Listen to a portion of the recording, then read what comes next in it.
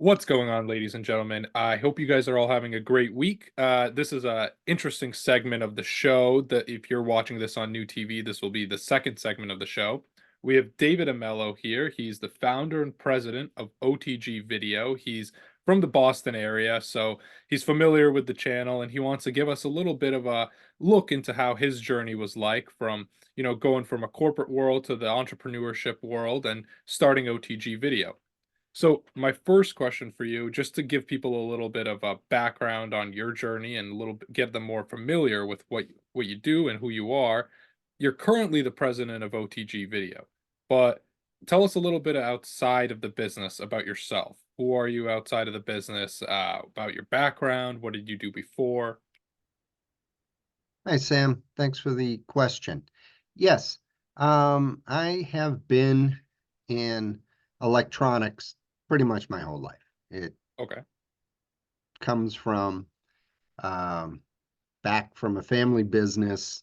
My father was in electronics since the 50s, and I've continued that in some form or another. Okay. Um, but I have found that video is really, really where I shine. It's a great product, great industry, and um, so I've settled in it at this point in my career. Okay. So, how long have you been operating OTG Video? Since 2020, Okay. um, got together with a friend of mine who has been in the entertainment industry for years and decided to put my talents towards video streaming, video recording, and created OTG Video.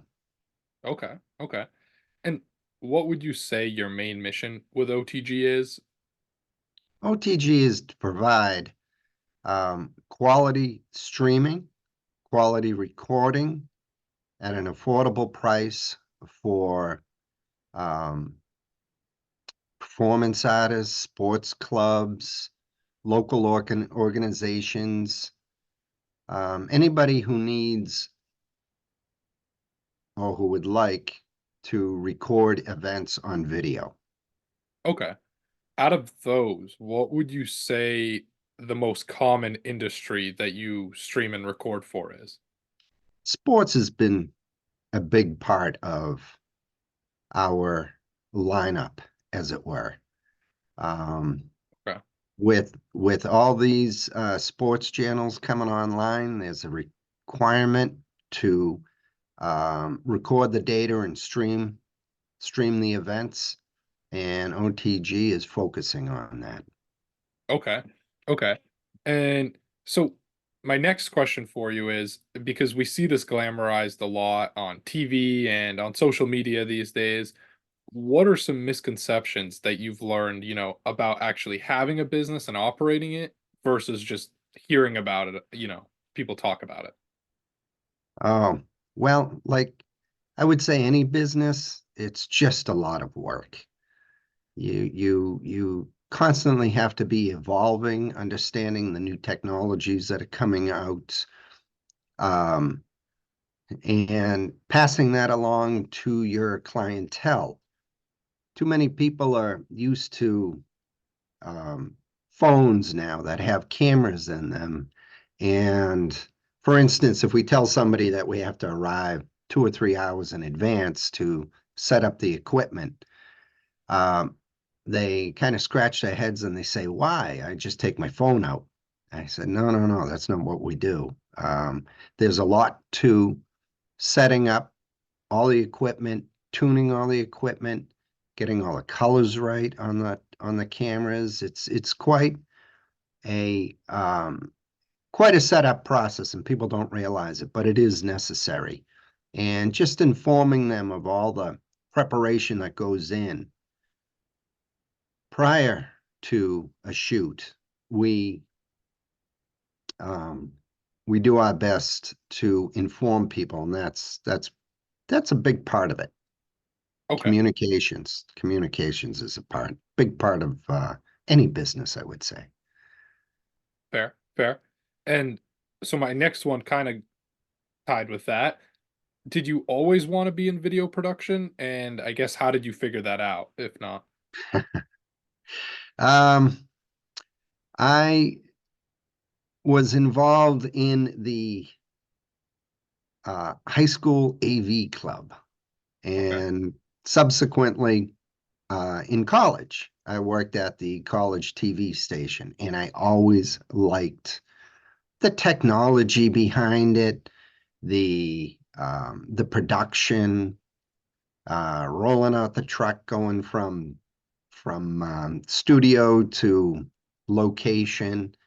And I always knew I wanted to be in this industry. And um, after college, I got out of it, but I always kept my hand in it a little bit. Produced a couple of short videos, short movies at one point, and then finally in 2020 decided, hey, I'm gonna jump in with both feet, and have done so. Nice. Okay. Is there a production of yours that you are exceptionally proud of? Yes, yes, I would have to say it's a band that we recorded recently. It was a live show. The promoter contacted us, and we went in, recorded it. The lighting was right.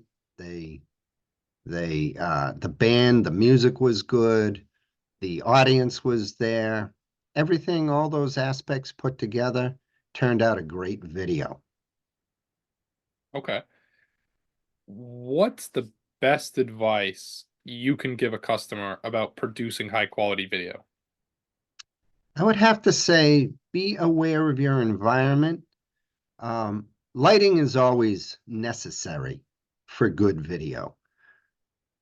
A lot of people overlook that aspect, and everybody thinks you can just fix it in post. No, you can't. I would say to anybody, if you have any event that you are or want a quality video from, I would say invest in lighting. It's very important for the cameras. It's very important for the subjects that you are recording. People look much better. They look alive.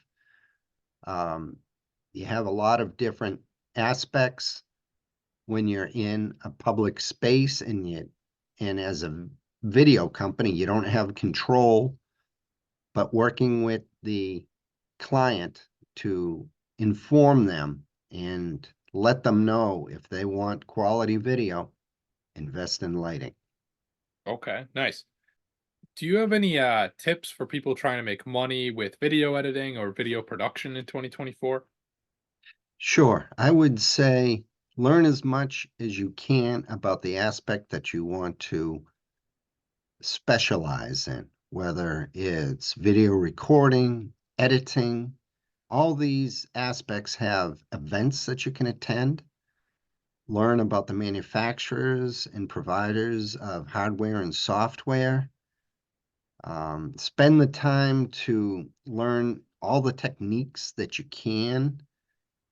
They are all individual and are very, very rich in technology. And as technology evolves, I would say keep abreast of the latest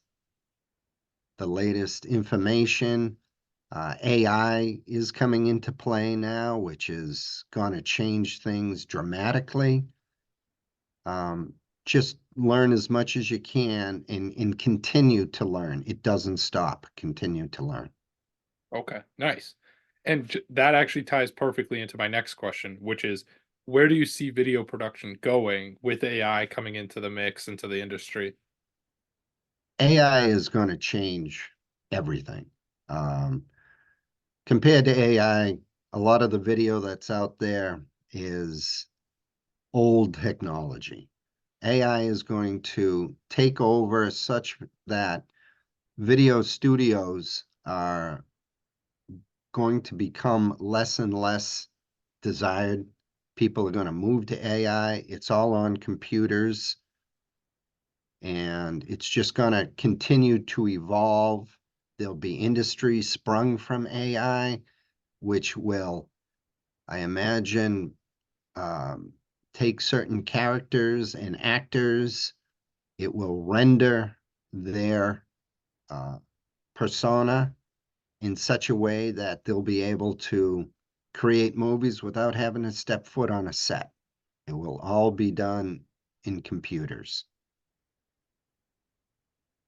Yeah, so I mean that's an interesting future to look forward to, I guess. I am definitely curious as to how the movies will look like with AI and what a 100% AI movie would even, look like, if it would be good to watch, if people will notice the difference, you know? I think at the beginning you'll notice the difference, but they will create techniques through, um, again, as computer chips become more and more powerful.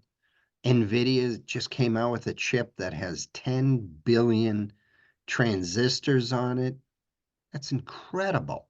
The amount of processing power that will be available in the next decade is going to create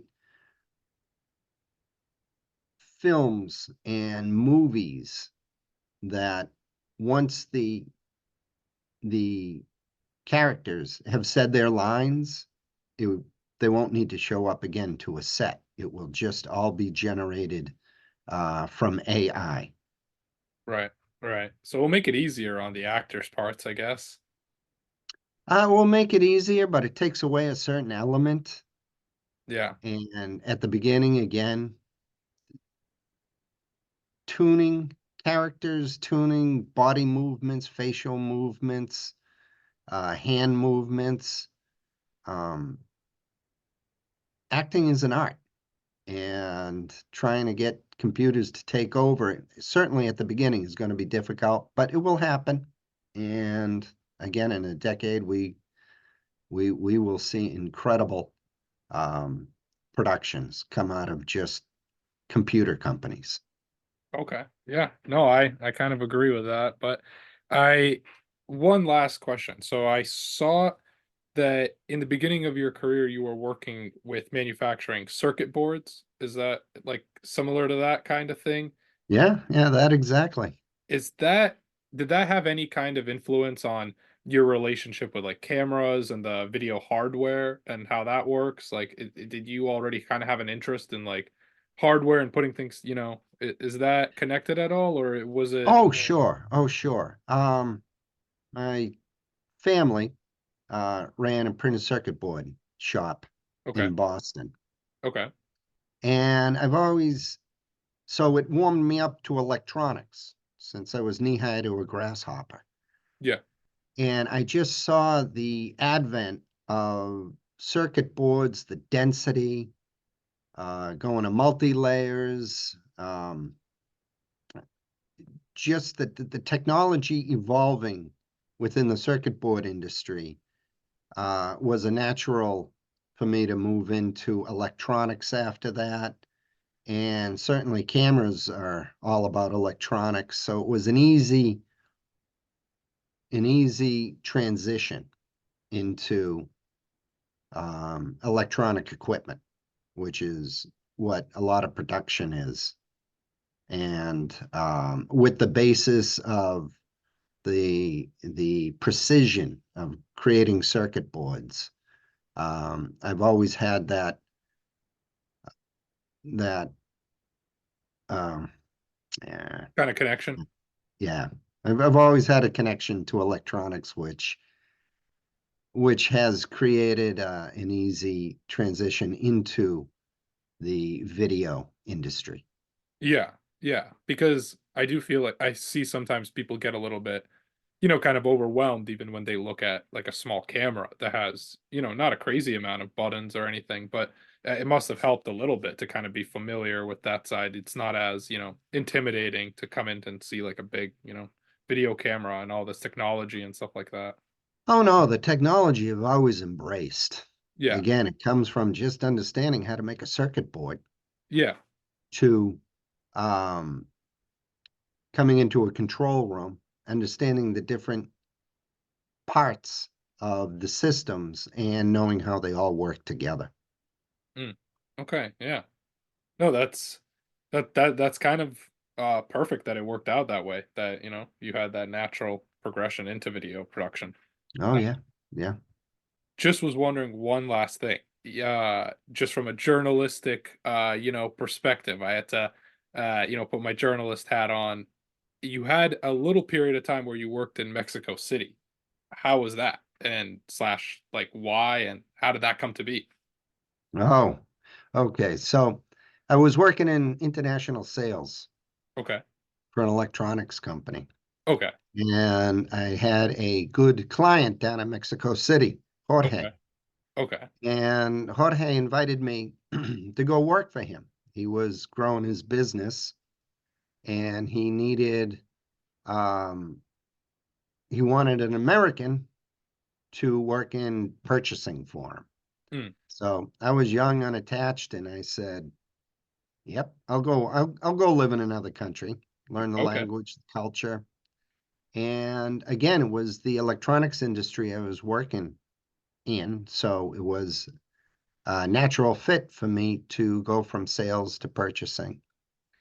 And that just helped me personally just better understand people, better understand um, other industries, which just made it was a learning experience, which helped me grow as a person and be able to adapt to change.